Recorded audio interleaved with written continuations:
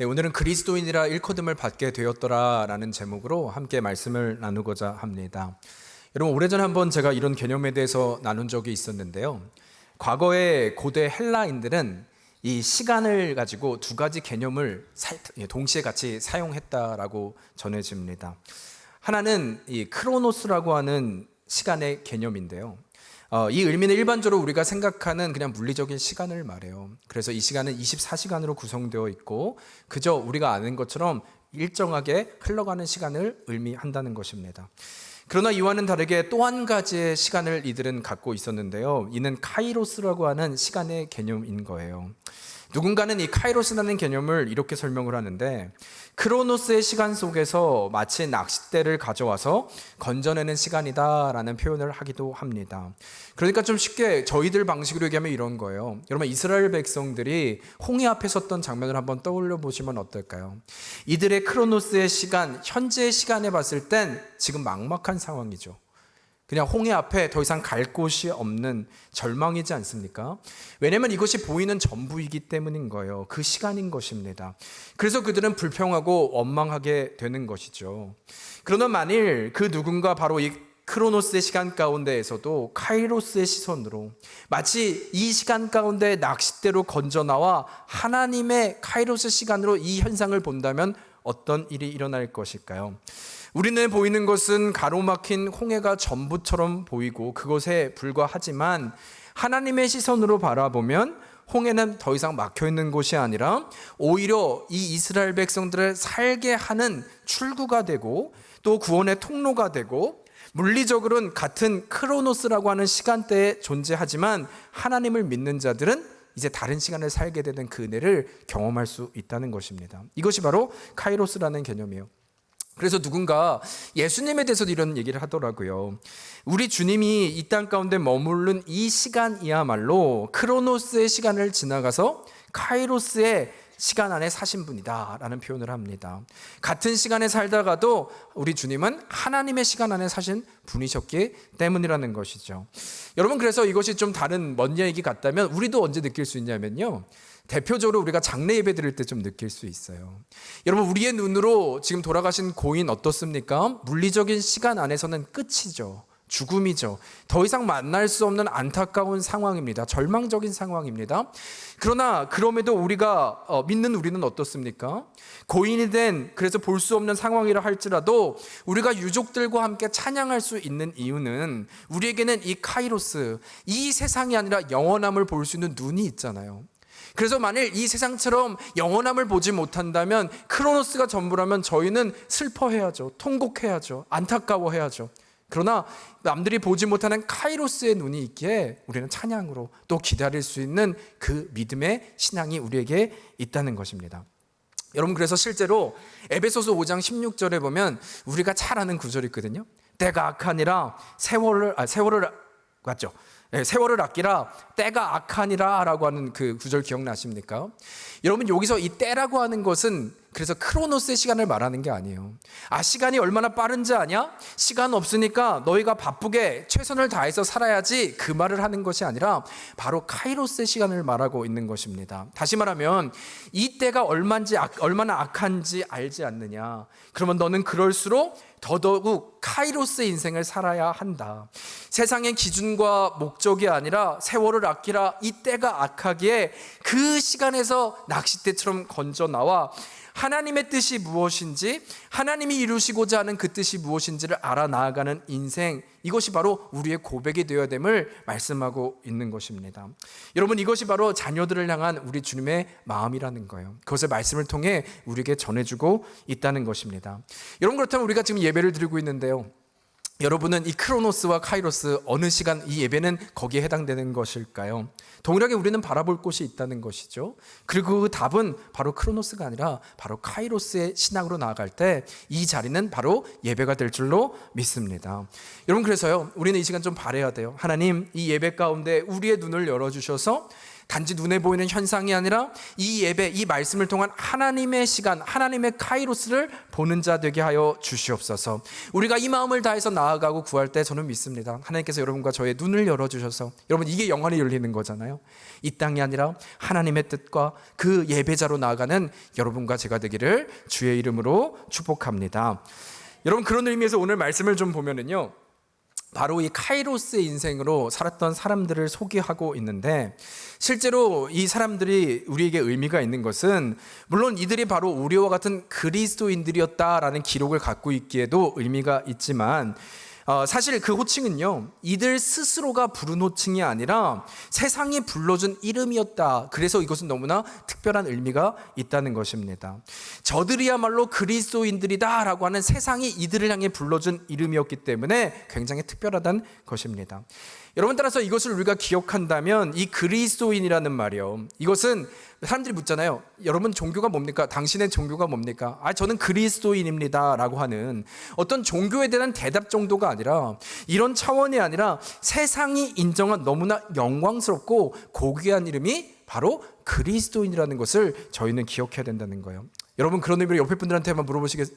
우리가 물어보면 좀 민망하니까 한번 고백해 볼까요? 나는 그리스도인입니다. 네. 왜 절 보고 얘기하시죠? 네. 저한테 따지시는 거예요? 그리스도인이라고? 예, 그리스도인입니다. 네. 여러분, 우리는 그 그리스도, 이 정체성이 그리스도 너무나 중요하다는 것이죠. 바라기는 오늘 예배를 통해서 내가 그리스도인이구나, 이 정체성이 정말 주의 은혜로 깨달아지는 우리가 되기를 주의 이름으로 축복합니다. 여러분, 그런 의미로 우리가 좀 한 가지 나누고 싶은 것은요, 그렇다면 도대체 이들은 어떤 삶을 살았기에, 이들의 모습은 어떠했기에 세상은 저들로 그리스도인이라 부르고 있었던 것일까요? 그 호칭의 인생이 될 수 있었던 것일까요? 아니, 좀 다른 말로 하면 우리도 그 그리스도인이라면 도대체 그리스도를 산다는 것은 어떤 의미를 가지고 있는 것일까? 이것을 우리가 바로 알아야 우리는 정확한 그리스도를 살 수 있지 않겠습니까? 이를 위해서 오늘 좀 말씀의 배경을 좀 보면은요, 사실 여러분, 우리가 아는 그리스도인 이 단어, 너무 고귀한 단어라고 했지만 원래의 의미는 저희가 아는 것과는 조금 다르게 시작했어요. 정확히 말하면 이 그리스도인이라는 단어는 두 단어의 합성어인데요, 앞에 단어는 크리스토스라고 하는 헬라어고요, 뒤에는 티아노스라고 하는 라틴어가 합쳐져서 사실은 없던 단어가 생성된 이 비어입니다. 그러니까 특별히 이 모여있는 이들을 위해서 부른 새로 생성된 단어라는 것이죠.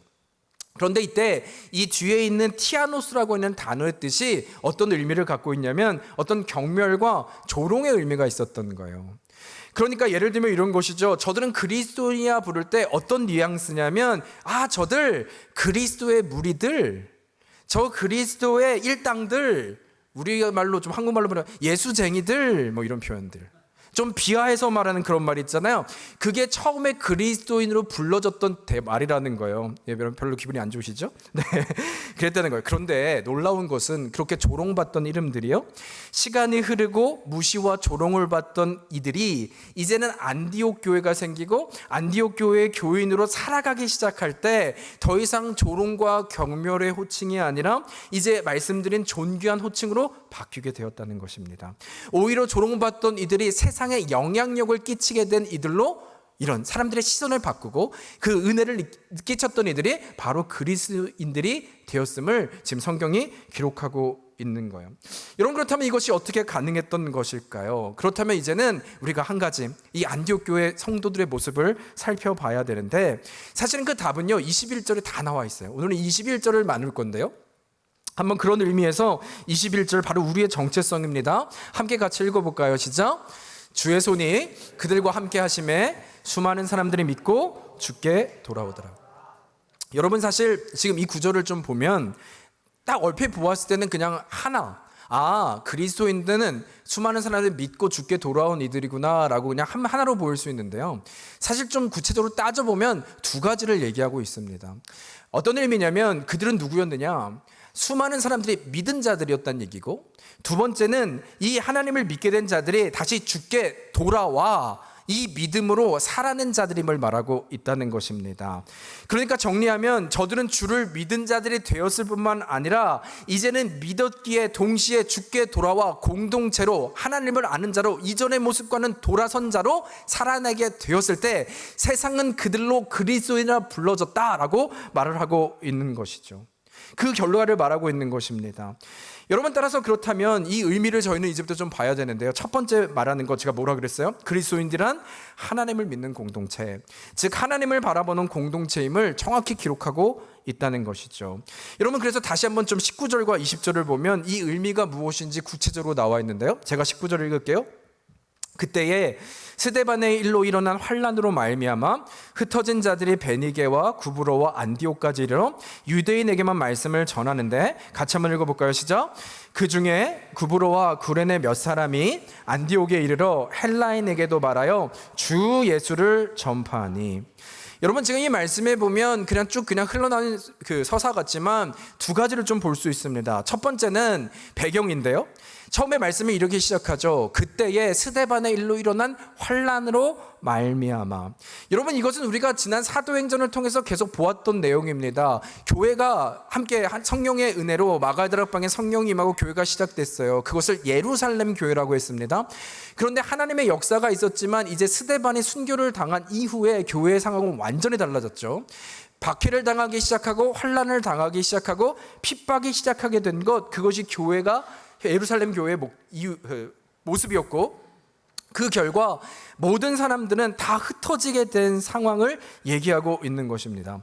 그러니까 배경적으로 지금을 보면 지금 상황은 너무나 분명하게 핍박과 환란으로 불행한 상황처럼 보이는, 그러니까 크로노스의 눈으로 보면 어때요? 너무나 불행한 것이죠. 너무나 안타까운 것이죠. 소망이 없는 모습을 보여준다는 거예요. 그러나 놀랍게도 두 번째는 그럼에도 불구하고 이들의 모습을 간증하잖아요. 그럼에도 이 흩어진 이들의 도망자로 그냥 피해 있는 인생이 아니라 어디를 가든지 낙심하지 않고 복음을 전하는 공동체가 되었다는 것입니다. 심지어 20절에 보니까 이제는 헬라인에게도 말하여 이방인들까지도 복음을 전하여 하나님의 일들을 나타내고 있다. 그 주저하지 않는 모습을 보이고 있다는 것입니다. 여러분, 무엇을 의미하는 것이냐면요, 하나님을 믿는 공동체란 무엇인가, 이들이 어떻게 이런 그리스도인을 살 수 있었는가, 그 첫 번째 이유는 바로 하나님의 카이로스 안에 사는 인생이었기 때문이라는 거예요. 크로노스의 현실이 아니라 카이로스의 신앙이 있는 사람들이었기 때문에 이것이 가능하다. 즉, 하나님을 믿는다는 정체성은 무엇인가?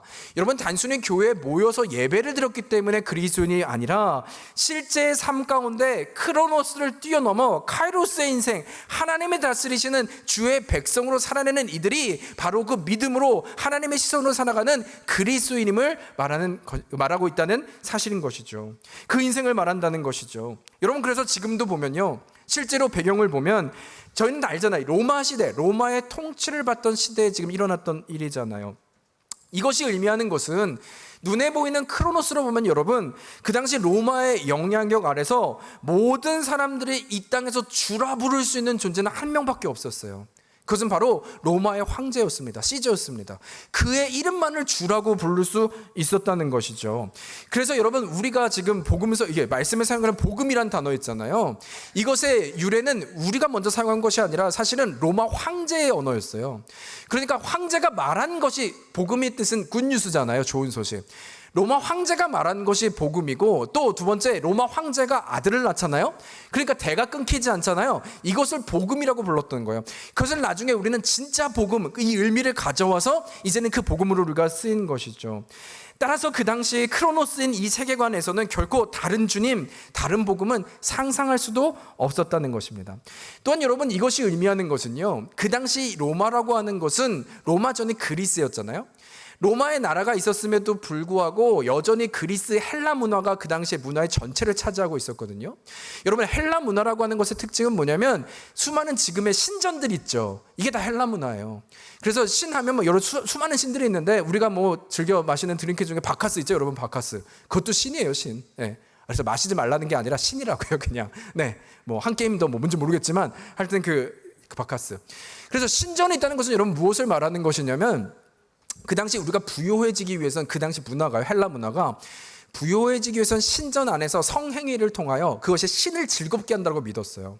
그러니까 그 당시에 성적으로 이 타락한 것은요, 문화가 될 정도로, 죄책감이 없을 정도로 굉장히 타락한 도시가 바로 이 안디옥이 모습일 수 있다는 것이죠. 여러분, 군중심리라는 게 있잖아요. 우리도 모든 사람이 다 하는데 그것을 거절하면 왕따가 되고 너 이상한 사람, 별난 사람 되지 않습니까? 이것이 바로 그 당시의 문화였다는 것입니다. 그런데 이런 상황 가운데 갑자기 이상한 그룹이 나타나기 시작하는 거예요. 바로 이 복음을 들은 이들이 문화를 거절하기 시작하고 거부하기 시작합니다. 어제까지 함께 어울렸던 이들이 이제는 완전히 다른 사람이 되어 있고 이들을 그리스도라고 말하는 그 의미 말하고 있는 것입니다. 여러분, 그래서 제가 처음에 그리스도인이라고 하는 의미 말씀드렸잖아요. 이것은 칭송의 의미가 아니라 비난과 조롱이다. 이 세상이 볼 때 그들은 갑자기 뭐 하는 거야? 너희들 뭐 하는 거야? 지금 이 문화도 따라오지 못하는 그냥 왕따들, 그냥 저 무리들, 예수쟁이들, 이 조롱과 비난의 상징이 바로 그리스도인이었음을 문화적으로 보여주고 있다는 것이죠. 그런데 놀라운 것은요, 이제 우리의 관점에서 보면 이들이 변하기 시작한 거예요. 이들이 변하기 시작한 거예요. 여러분, 어떻게 갑자기 이런 일들이 일어날 수 있을까? 여러분, 이것이 말씀드린 크로노스가 아니라 카이로스의 인생이 되었기 때문이라는 거예요. 이것이 오늘 증명을 합니다. 20절 마지막에 보면 이렇게 얘기를 하죠. 그들이 헬라인에게도 말하여 주 예수를 전파하니. 이들이 모여서 세상을 거절한 것뿐만 아니라 한 가지를 하였는데 주 예수를 전파했다는 거예요. 여러분, 주 예수를 전파했다는 말은 예수님의 복음을 전파했다는 거잖아요. 제가 조금 전 말씀드린 것처럼 그 당시에 복음은 황제밖에 없어요. 근데 이들은 예수 그리스도의 다른 복음을, 진정한 복음을 전했다는 의미입니다. 여러분, 이것이 얼마나 위험한 결정이고 그럼에도 이것을 선포하는 개념인 것인지, 이것이 유사한 것이요, 마치 예수님께서 이 땅에 거하셨을 때 제자들을 데리고 가이사라 빌립보에 간 적이 있습니다. 여러 번 말씀드렸지만 그때 주님께서 질문하시죠. 세상은 나를 누구라 하느냐? 그때 제자들이 말합니다. 더러는 세례 요한이요? 더러는 엘리야요? 아니면 예레미야나 선지자 중에 하나입니다 라는 대답을 합니다. 여러분, 그러나 이 대답 자체는 이 땅 가운데 유대인들에게 가장 훌륭한 이 최고의 선지자 이름을 대긴 했지만 어떤 칭송하고 하나님의 왕이십니다, 당신은 왕이십니다라는 의미가 아니라고 말씀드렸어요. 왜냐하면 이 말을 하고 있는 가이사라 빌립보라고 하는 이 지명이 굉장히 의미가 있는데, 이 가이사라 빌립보라고 하는 도시 자체는 황제의 이름, 필립이라고 하는 그 황제 이름을 따서 만든 도시가 바로 가이사라 빌립보였습니다. 다는 것이죠. 그렇다면 지금 예수님이 제자들에게 질문하고 있는 이 장소는 어떤 광야에서 아무것도 없는 그 상황에서 사람들을 나를 누구라 하느냐 묻는 것이 아니라, 지금 당신들이 보이는 이 크로노스의 눈앞에는 예수님 뒤에 저 화려한 신전, 그 당시의 황제는요, 여러분, 신으로 여겼어요. 그래서 신전이 있다고 하면 이 로마의 황제는 저 신전의 왕인 거예요. 그렇다면 이 세상에 보이는 신과 예수님의 모습을 비교했을 때 저 세상의 궁전은 너무나 화려하고 너무나 웅장한 반면 내 눈앞에, 제자들 눈앞에 보이는 예수님의 모습은 너무나 초라한 것이죠.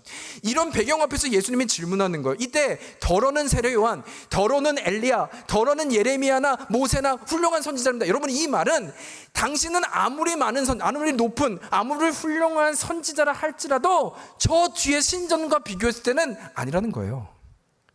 그 신은 아니라는 거예요. 그 정도는 되지 못한다는 거예요. 이것이 지금 말하고 있는 선지자에 대한 고백입니다. 칭송하고 있는 대답이 아니에요. 그런데 이때 예수님이 묻잖아요. 그렇다면 너희는 나를 누구라 하느냐? 여러분, 이때 하나님의 은혜는 베드로에게 카이로스가 임한 거예요. 카이로스가 임한 거예요. 크로노스의 시간이 아니라 저 웅장한 시선과 저 화려한 신전이 보이는 것이 아니라 카이로스의 하나님의 세계가 임하자, 그래서 말하잖아요. 이것을 알게 하시는 이는 너가 아니라 하늘에 계신 아버지께서 알게 하신 것이다. 그때 그의 고백은 무엇이었습니까? 그럼에도 불구하고 저 신전이 너무나 화려하고 웅장하다 할지라도 내 앞에 있는 당신이야말로 주는 그리스도시요 살아계신 하나님의 아들이십니다. 이 완전한 고백과 이 물리적인 세상을 다 뛰어넘는 이 카이로스의 시선으로 고백하는 그것, 여러분, 지금도 동일하다는 것이죠.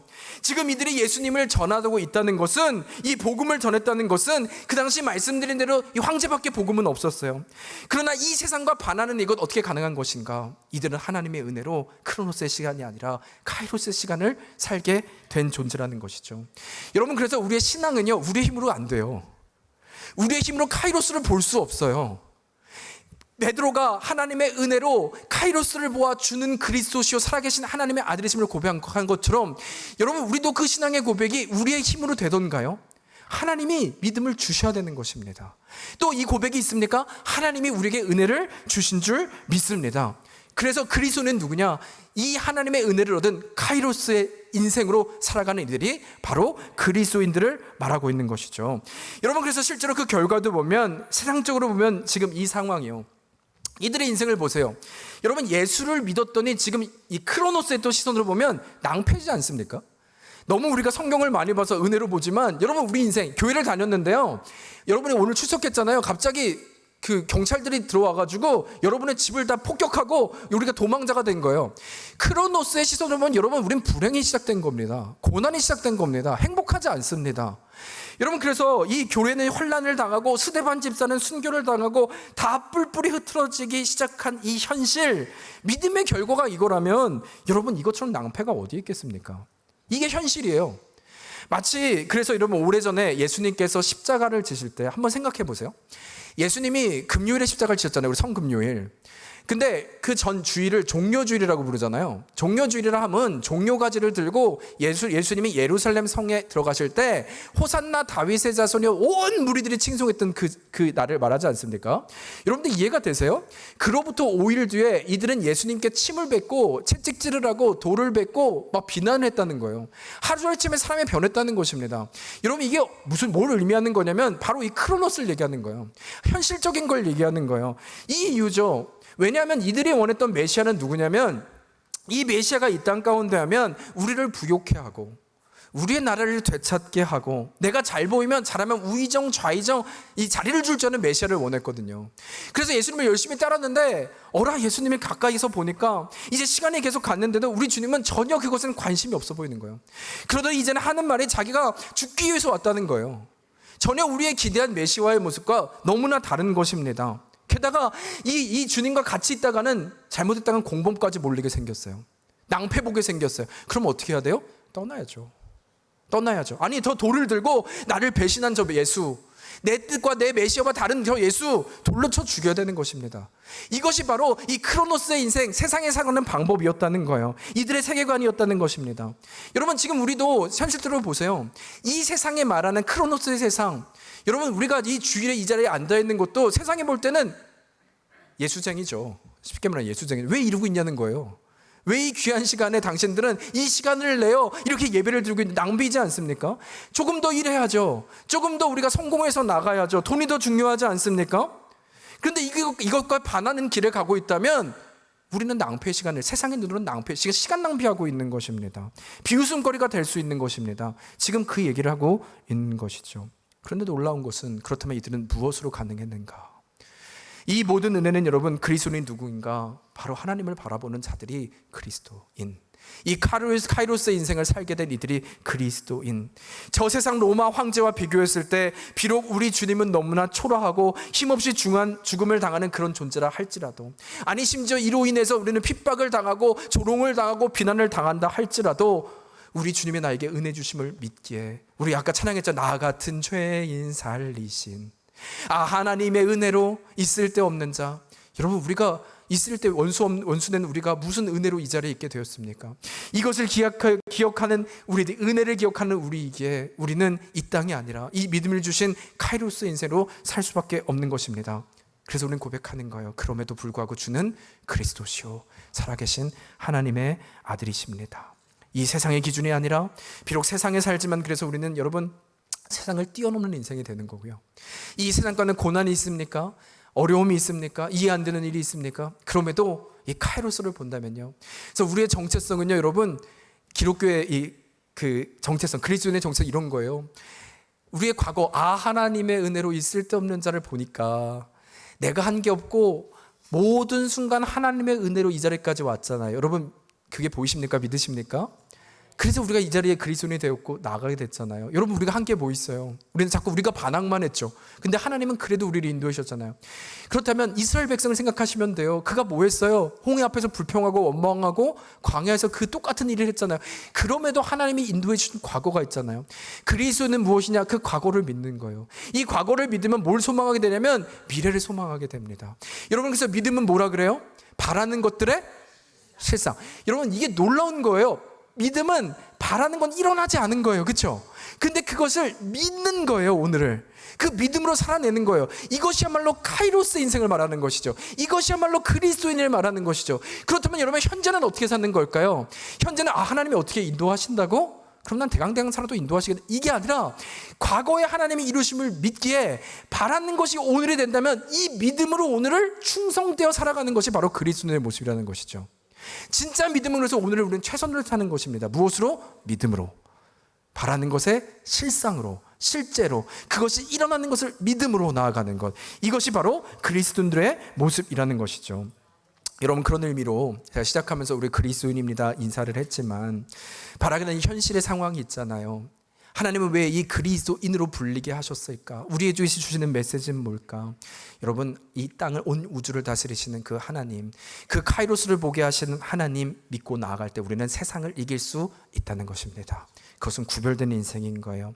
그때는 우리도 이 세상을 이기는 자로 나아갈 때 이들뿐만 아니라 세상은 우리로 여러분과 저를 그리스도인이라, 저들은 그리스도인이다. 여러분, 교회가 왜 이렇게 욕을 먹게 되었습니까? 그 이름을 잃어버린 거예요. 우리는 다시 주의 이름으로 하나님을 믿음으로 발미암아 카이로스 인생으로 살기 시작할 때 그 이름이 회복되는 은혜 여러분과 저를 통하여 이루어질 줄로 믿습니다. 그 자리에 나아가는 우리가 되기를 주의 이름으로 축복합니다. 여러분, 그런가 하면 두 번째는요, 진정한 그리스도인이란 어떤 특징을 갖고 있는가? 다시 한번 좀 21절을 한번 더 읽을까요? 같이 읽겠습니다. 시작. 주의 손이 그들과 함께 하심에 수많은 사람들이 믿고 주께 돌아왔더라. 다시 말하면 두 번째는 믿는 자들만이 아니라 이 믿은 이들이 이제는 돌이켜 주께 돌아온 인생이 그리스도인이다라는 것입니다. 좀 쉽게 말하면 여러분, 종종 우리는 그런 말을 하죠. 교회가 너무 차가워. 교회는 사랑이 있어야 돼, 이런 얘기를 하잖아요. 여러분, 이때 이 사랑이라는 단어는요, 정확히 말하면 추상명사가 아니라 동사입니다. 그러니까 이 사랑, 교회는 사랑이 있어야 된다, 이 말은 단지 머릿속에 그치 사랑이 있어야 되지 이해와 동의를 구하는 것이 아니라 사랑하는 대상이 있잖아요. 그래서 교회가 사랑을 해야 된다고 한다면 내가 그 사랑하는 사람 앞에 앞으로 어프로치하는 것, 다가가는 것, 이 동사의 의미가 있다는 거예요. 그래서 우리가 나아갈 때 이 사랑은 더욱더 의미가 있다는 것이죠. 마찬가지로 여러분, 믿음이라고 하는 것은 지적인 동의가 아니에요. 믿음은 내가 하나님은 그러신 분이십니다 동의하는 것을 믿음이라 이야기하지 않고, 내가 믿는 대로 이제는 내가 하나님과 반한 인생으로 살았다가 이제는 주 예수 그리스도의 은혜로 카이로스를 보게 되었다면, 그 하나님의 은혜를 믿는다면 세상을 이기는 그 자리로 돌이켜 다시 주 앞에 하나님의 가치와 하나님의 뜻과 이전의 나의 생각과 모습이 아니라 주가 원하시는 그 자리로 나아가는 이들이 믿기에 나아가는, 돌이키는 그리스도인임을 말씀하고 있는 것입니다. 여러분, 이것이 제 말이 아닌 것은, 그래서 실제로 로마서 12장에 보면 주님의 관계 안에 들어가는 모습, 이 믿는 자들과 그리스도인이 된 자들에 대한 명과 어떻게 살아야 되는지를 말씀하시는데요. 로마서 12장 2절입니다. 우리가 너무 잘 아는 말씀이에요. 함께 읽겠습니다. 시작. 너희는 이 세대를 본받지 말고 오직 마음을 새롭게 함으로.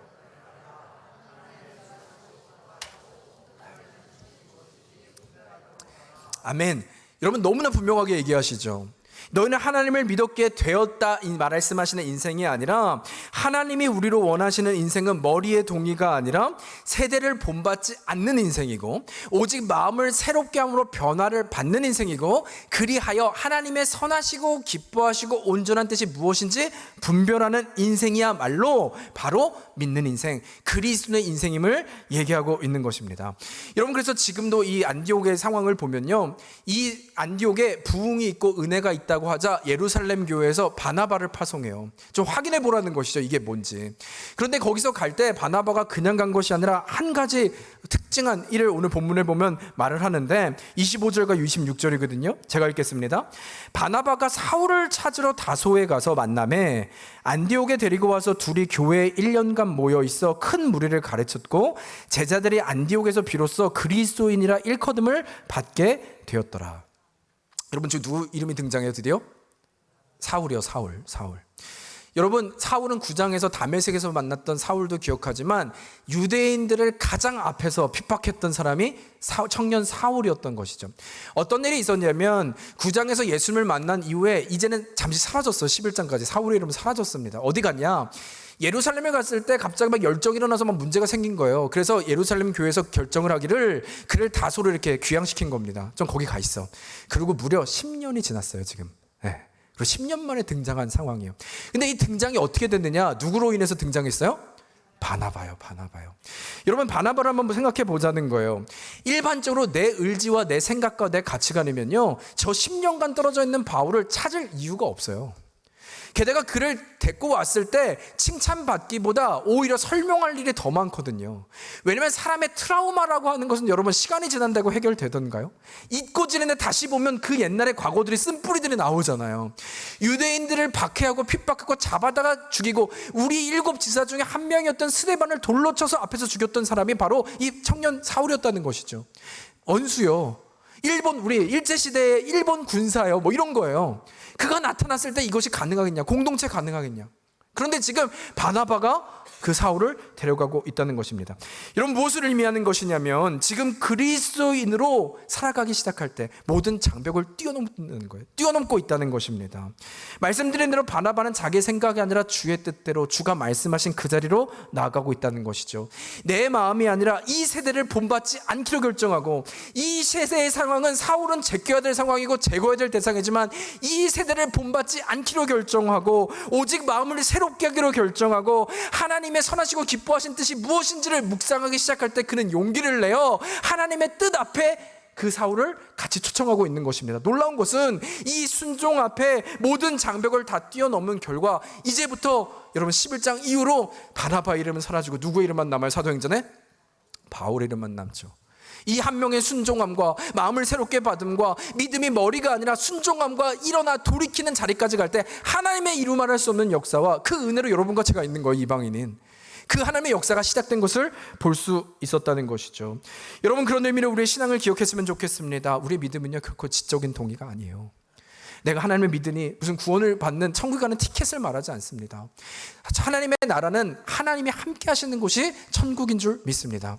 그러면 천국 백성은 하나님의 나라에 임한 그 나라에 임한 우리 자들이 살아가는 이들을 백성이라고 말해요. 우린 누구예요? 새롭게 변화를 받아 주의 백성으로 살아가는 자들입니다. 그렇다면 우리 주님을 믿으십니까? 주의 자녀이십니까? 이제는 주와 함께 동행하여 하나님의 나라를 이루는 통로로 사용되는 여러분과 제가 되기를 주의 이름으로 축복합니다. 여러분 이때 그러나 마지막으로 좀 한 가지 말씀드리면요 잊지 말아야 될 것이 한 가지 있어요. 그것은 그렇다면 궁극적인 목적이에요. 하나님이 우리를 믿게 하시고 우리로 돌이키게 하셨다면 이제 이 방향성이죠. 이렇게 하신 목적과 그 뜻은 무엇인가라는 질문을 반드시 우리는 해야 됩니다.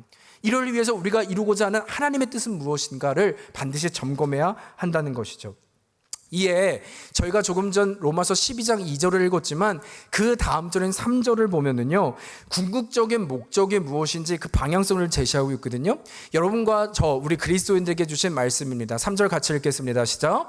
내게 주신 은혜로 말미암아 너희 각 사람에게 말하노니 마땅히 생각할 그 이상의 생각을 품지 말고 오직 하나님께서 각 사람에게 나누어 주신 믿음의 분량대로 지혜롭게 생각하라.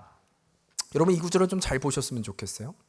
하나님을 믿게 하시고 우리를 돌이켜 하나님의 일들을 행하게 되면 우리가 기대하는 것은 그 다음에 부흥이잖아요. 성공이잖아요. 어떤 우리의 나타내는 보여지는 모습이잖아요. 근데 우리 주님이 조금 전 이 12장 너희는 세대를 본받지 말고 분별하고 그리스도의 뜻을 알아 나가라 그 다음 구절에 우리에게 주신 말씀은 뭐냐면 내게 주신 은혜를 너희가 기억해. 그 은혜는 믿게 하신 은혜죠. 돌이키게 하신 은혜죠. 그들에게 각 사람에게 말할 때 너희들의 자리는 마땅히 생각할 그 이상의 생각을 품지 말라는 거예요. 여러분 굉장히 반전이죠. 마땅히 생각할 그 이상의 생각을 품지 말라. 오직 우리에게 나눠주신 믿음의 분량대로 지혜롭게 하라. 여러분, 그렇다면 이것은 무슨 의미일까요? 어쩌면 하나님의 나라가 임하고 하나님의 뜻이 임하고 믿는 자들을 보면 그 다음에 우리도 그러죠. 교회 어떻게 돼야 돼요, 여러분? 커져야죠. 성도들이 많아져야죠. 눈에 보여야죠. 우리 교회가 1등 교회 돼야죠. 이것이 어떤 세상에서 말하는 기준이지 않습니까? 그런데 주님은 그 얘기를 하는 게 아니에요. 결론적부터 말씀드리면 이 말씀은 이런 의미를 가지고 있습니다. 우리의 목적은 결코 세상이 말하는 크로노스, 완전하거나 세상이 말하는 성공 신화를 이루거나 그래서 시카고 베델교회가 시카고에서 가장 큰 교회가 되었더라, 이것이 우리의 꿈이 아니라 주의 뜻은요, 마땅히 생각할 그 이상의 생각을 품지 말라는 것은 진정한 그리스도인으로 살라는 거예요. 아멘 없으시네요. 진정한 그리스도인으로 살라는 것인 줄 믿습니다. 여러분, 착각하지 말라는 거예요. 하나님은 세상의 나라를 이루고자 하는 것이 아니라 우리를 그리스도인으로 하라는 것입니다. 여러분, 실제로 이것을 좀 다른 말로 하면, 여러분 한번 생각해 보세요. 사도행전 지금 11장까지만 보았는데도 저희가 매주 나누면서 또 새벽에도 요새 사도행전 하잖아요. 우리가 한 게 있나요? 하나님께서 마가의 다락방에 성령이 임하여 주셔서 그 500명이 변하기 시작했고 하나님의 은혜로 지금까지 모든 것을 다 이루었잖아요. 그러면 여기서 이 하나님이 지금도 흩어지게 하시고 복음을 전하게 하시고 결국 이 모든 성공과 확장과 하나님의 나라를 땅끝까지 이르는 일은 누구의 영역이라는 거예요? 하나님의 영역이라는 것이죠. 우리의 영역이 아니죠. 하나님이 하시고 있으니까 하나님의 영역이라는 거예요. 따라서 이 모든 것을 이루는 것이 우리의 신앙이라면 우리의 자리는 하나님의 일을 대신하는 게 아닙니다. 하나님이 하시는 것이고 우리는 이 자리에서 그리스도로 살면 하나님이 하나님의 때에 하나님의 방법을 이루시면서 믿는 것이 바로 우리의 자리임을 말씀하고 있다는 거예요. 여러분, 이것을 우리는 결코 착각해서는 안 된다는 거예요. 그래도 나아가야지, 그래도 뭔가 해야지, 그래도 우리가 커져야지, 그래도 우리가 건축해야지. 아니요, 여러분, 그것이 아니라는 거예요. 실제로 여러분 여호수아에 보면 1장에 보면 리더십 체인지거든요. 모세에서 여호수아로 가나안 땅에 들어가기 바로 전 장면인데 얼마나 두려웠겠어요, 여호수아가. 모세라고 하는 리더십, 그 후임자가 되는 게 얼마나 여러분 후계자가 두렵겠습니까? 잘하는 사람 다음에 힘들잖아요. 그때 주님이 주신 말씀은 3번을 강조해서 말씀하십니다. 너는 극히 강하고 담대하라. 그러면서 너는 좌로나 우로나 치우치지 말고 오직 여호와의 말씀을 주야로 묵상하라는 말씀을 주세요. 여러분, 가나안에 들어가기 전이니까 이런 말씀, 극히 담대하라, 좌로나 우로나 치우치지 말자, 여러분 이해가 되시죠? 근데 놀라운 것은 이 여호수아 후반기, 이 후반이라고 말하면 이미 다 점령을 하고요, 성공을 하고요, 다 승전가를 부르고 있는 그 타이밍이에요. 근데 그때도 하나님의 말씀을 주시는데 동일한 말씀을 주세요. 너는 이때에도 좌로나 우로나 치우치지 말고 오직 여호와의 말씀을 묵상하라. 여러분, 무엇을 말하는 거예요? 점령을 하면 이제 성을 쌓아야죠. 점령하면 마을을 정비해야죠. 이제 우리의 바운더리를 치고 확장하고 우리가 1등 민족임을 드러내야죠. 근데 그것이 아니라 너희가 할 것은 진정한 그리스도인이 되라는 것입니다. 점령하기 전이나 점령하기 후나 너희의 할 일은 오직 여호와의 말씀을 주야로 묵상하여 좌로나 우로나 치우치지 말고 교만하지 말고 너희의 정체성이 무엇인지 알아 그 자리에 나아가는 것이 바로 그리스도인임을 정확히 우리에게 말씀하고 있다는 것입니다. 여러분, 그러나 이 의미를 저희가 좀 기억할 때, 저도 좀 어제 묵상하는데도 말이 쉽잖아요. 그래서 제가 좀 시뮬레이션을 돌렸거든요. 만약 하나님께서 저에게 이렇게 질문하시는 거예요. 은관아, 그래서 만일 내가 너를 자녀로 부르고 너를 목사로 불렀는데 내가 너를 부른 이유가 정말 이 세대를 본받지 않고 마땅히 생각할 그 이상의 것을 품지 않고, 그러니까 쉽게 말하면 지금 이게 너야, 끝이야, 너 인생에 라고 한다면, 그러니까 주님이 만일 저에게 내가 너를 부른 이유는 그냥 이 일상 가운데 그리스도를 사는 거야, 여러분, 그래도 제가 목사라고 불렀는데 꿈이 있지 않겠습니까? 여러분, 저는 사실은 좀 부끄러운 고백인데 저는 이 씨름을 굉장히 많이 하거든요. 그러니까 괜찮은 줄 알았어요. 쉽게 말하면 괜찮은 줄 알았어요. 근데 이 질문을 하는데요, 저 혼자 질문인데도 서운하던데요. 제가 이래요. 서운하던데요. 아니, 이렇게 끝난다고요? 한 게 뭐 있는데요? 여러분, 마치 지금 여러분이 웃으셨지만 여러분에게 질문해요. 여러분, 교회 다니는 이유가 뭐세요? 생각 이상의 것을 여러분 구하지 않습니까? 기대가 있지 않습니까? 근데 만일 하나님이 여러분에게 동일한 말씀, 아니야, 그거 아니야, 난 너에게 그 이상의 것을 주지 않아, 그리스도는 그런 것이 아니야, 여러분 어떠실 것 같으세요? 사실 제가 이 마음을 스스로 질문하고 얼마나 울었는지 몰라요. 제 자신을 보게 되어서. 제가 그렇더라고요. 얼마나 활기했는지 몰라요. 근데 그 순간 이 말씀을 준비하는데 저희가 좀 떠올랐던 이 안식일은 저항이다라고 하는 책에 나왔던 일화인데요. 전에 몇 번 소개했지만 이 글이 다시 한번 좀 떠오르더라고요. 그래서 나누려고요. 이 책의 한 일화의 내용은 이런 거예요. 유럽에 한 전쟁이 났는데 어머니와 딸이 등장합니다. 전쟁이 났으니까 이 어머니가 딸을 데리고 피신을 하는 그 장면인 거예요. 얼마나 걸어야 되냐면 700마일을 앞으로 걸어가야 하는 상황입니다. 그런데요, 여러분, 이 책의 기록에 보면 700마일을 걷는 동안 이 8살 딸 아이는요, 한 번도 엄마 손을 놓은 적이 없다고 기록해요. 이 어린 아이도 알았던 것이죠. 사방에서 폭격 소리가 들리고 이 무서운 상황, 사람들이 다 급하게 가는 이 상황에 만일 내가 이 어머니의 손을 놓치면 어떻게 되는 것을 정확히 알았던 것입니다. 그리고 결국 그 어머니와 딸은 700마일을 건너 안전한 국경을 건너게 되었고 그제서 이 아이가 손을 풀게 된 거예요. 그 순간 아이는 처음으로 자신의 손을 보았습니다. 그랬더니 이미 온갖 살점은 떨어져 있고 손이 피투성이가 되어 있다는 거예요. 여러분, 왜 그렇지 않았겠습니까? 700마일을 한 번도 놓은 적이 없었는데요. 여러분, 그래서 월터 브루만이 이 책을 쓴 작가인데요. 그의 책에서 이 사건에 대해서 말하기를 이렇게 표현해요. 이 여자아이는 그냥 엄마의 손을 잡은 것이 아니었다. 이것은 생사를 걸고 손을 잡은 것이었기에 쉽게 풀 수가 없었다. 여러분, 이 어린아이의 심정이 이해가 되십니까? 어쩌면 이게 근데 저희 같은 거예요. 여러분, 우리가 하나님의 손을 잡잖아요. 이 전쟁 같은 상황, 이 어두운 상황, 우리가 하나님의 손을 안 놓는다고 생각하지 않습니까? 이거 놓으면 끝날 것 같은 이 어린아이의 심정이 바로 우리지 않습니까? 그래서 말하는 거예요. 하나님, 이것이 끝이면 안 돼요. 내 손을 놓으면 안 돼요. 내가 이루고자 하는 것이 있는데 결코 그래서는 안 돼요. 바로 그 마음이 우리 안에 있다는 것이죠. 여러분, 그러나 이 내용의 결론을 말씀드린 적이 있습니다. 우리는 알지 않습니까? 여러분, 아이가 이 엄마의 손을 한 번도 놓지 않았다고 하지만 사실은 뭘까요? 아이가 놓지 않은 것이 아니라 누가 더 이 상황을 잘 아는 누가 더 이 아이의 손을 놓지 않았을까요? 어머니죠. 어머니죠. 이 아이는 단지 눈에 보이는 것이 전부였다면 어머니는 이 전쟁의 위험을 알고 있거든요. 이것이 장난이 아닌 것을 알고 있거든요. 이 실제가 내가 만일 이 아이의 손을 놓으면 정말 어떻게 될지를 그 누구보다도 잘 아는 것. 이 어머니와 딸밖에 없는데 내가 이 아이의 손을 놓으면 이 아이의 인생이 어떻게 될지 너무나 잘 알기에 엄마는 이 아이가 아니라 엄마는 이 아이의 손을 결코 놓을 수 없었다는 것입니다. 끝난 인생이 될 수밖에 없기 때문이죠. 여러분, 그런데 이때 시편 73편 23절에 그 고백이 있다 그랬잖아요. 우리 같이 한번 읽어볼까요? 시작. 내가 항상 주와 함께하니 주께서 내 오른손을 붙드셨나이다. 여러분, 이것을 기억하면 돼요. 이게 바로 카이로스예요. 우리는 크로노스의 시간에서 내가 잡은 것 같죠. 내가 주님께 기도한 것 같죠. 내가 매달리는 것 같죠. 그런 답이 없어요. 그래서 슬프고 원망이 되고 또 하나님, 이게 내 인생의 다입니까? 말을 해요. 근데 여러분, 하나님의 약속은 우리가 아니라 주께서 우리 손을 잡고 있다고 말씀하고 계세요. 여러분, 이것이 우리에게 의미하는 것은요, 이 어머니가 아이의 손을 놓으면 이 아이가 어떻게 되는 것을 안 것처럼 우리 주님 왜 모르실까요? 우리 주님이 우리의 손을 놓으면 우리가 어떻게 될지 너무나 잘 아시는 거예요. 그래서 우리를 살리시기 위해서 이 손을 끝까지 잡기 위해서 잡고 십자가의 죽음까지 가신 분이 우리 예수님이십니다. 왜? 그래야 사는 것을 알기 때문에. 이 손을 놓으면 우리가 끝나는 것을 알기에 처음부터 끝까지 십자가를 지기까지 우리의 손을 놓지 않으신 우리 주님의 사랑이 바로 이 글에서, 이 고백에서, 이 시편의 고백에서 드러나고 있다는 것입니다. 여러분, 그럼 우리의 신앙은 무엇일까요? 우리의 신앙은 믿고 돌이키는 것이라면 무엇을 믿고요?